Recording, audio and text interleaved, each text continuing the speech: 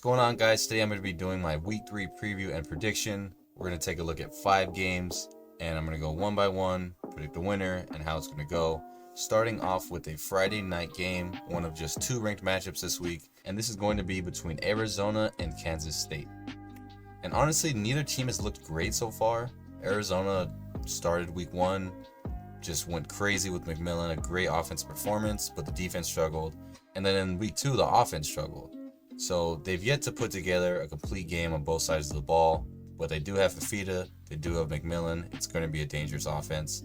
As for Kansas State, they barely survived at Tulane, and they also have struggled in both weeks. But I think overall, I'm going to take Kansas State as a home team. I think there's going to be a lot of points this game. Fafita and McMillan, I expect them to have a big game. Kansas State's given up a lot of big plays.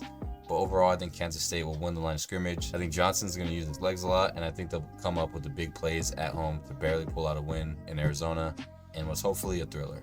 Moving on to where College Game Day will take place this week, we have LSU with South Carolina, and this has been a pretty sneaky good game. South Carolina had a pretty impressive week last year against Kentucky. Now, what I'm trying to figure out is South Carolina that good, or is Kentucky just awful? Right now, I think I'm leaning more towards Kentucky being awful. But South Carolina really did have a good performance.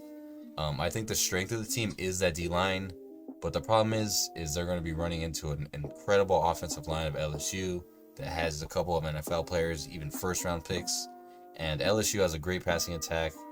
If they can hold up in pass protection, I do think they'll pull away. But LSU is dead last in the SEC in rushing yards, and that's something to keep an eye on.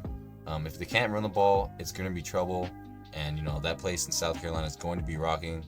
But I do think this will just come down to the line of scrimmage. South Carolina's strength with the D-line, LSU's strength with the offensive line. And I'm going to stick with LSU right now. Maybe they don't cover the points. I do think it's going to be tight, especially considering the atmosphere. But I think Kyron Lacey will have a big game, and LSU pulls it out in the end. Now moving on to Alabama versus Wisconsin. And honestly, the only reason I'm even covering it is because it's, Big Ten versus SEC. 2 big schools. But I don't think this should be close. The Luke Fickell experiment at Wisconsin has not gone according to plan. They've played 2 cupcake games, and they've yet to score 30 points this season. The team just doesn't look that great, to be honest. And Alabama did struggle against South Florida, but in the fourth quarter, they kind of found their stride. They're still more talented. I do think they have a lot of concerns in that secondary, especially with experience. But I think they're going to continue to get better. I think they'll win the line of scrimmage. I think Jalen Murray will have a big game on the road, and I think Alabama pulls this, and I also think they cover. Now we have the Civil War, Oregon State versus Oregon, and I don't really know why a lot of people aren't talking about this. Oregon State Corvallis is going to be rocking. Oregon just left them in the Pac-2, and they feel abandoned right now. That place is going to be electric. Those players are going to be playing with a chip on their shoulders, and Oregon has not looked good at all over the first 2 weeks. That offensive line has been an extremely big question mark for them, and they're going to be going up against the Oregon State team that still is physical. They're still going to want to run the ball, but I think for them to win this game, they're going to have to pressure Gabriel. That's number 1. That has been the weakness for Oregon so far. If the O-line struggles again and Oregon State can pressure him, force a couple turnovers, and play perfect, no mistakes, no turnovers, I do think they have a chance to win this game, especially at home. But I think in the end, Oregon will pull out this game. I wouldn't be surprised if they finally clicked and they just absolutely blow out Oregon State in Corvallis.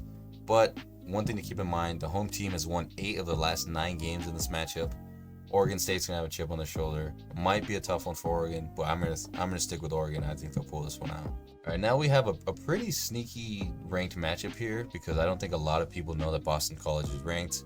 But they're going to head to Missouri and take off the number 6 ranked team in the country, which is kind of strange for Missouri.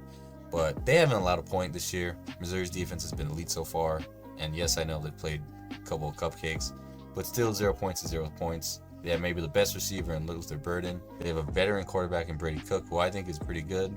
And they're also at home. So I think it's going to take a lot for Boston College. They also have had a very good defense. I'm a big fan of Thomas Castellanos, their quarterback. He's great with his legs. And they've been impressive so far this season. But I do think the reason they're ranked is because they beat Florida State. And Florida State had every opportunity to win that football game, but their quarterback kind of held them back. Not to pile on DJU, but that was not a great showcase. I think that doesn't happen with Brady Cook. I think it doesn't happen with Burden. And I think Missouri wins this at home pretty comfortably. And lastly, we have Colorado State. You remember last year, it was absolutely electric.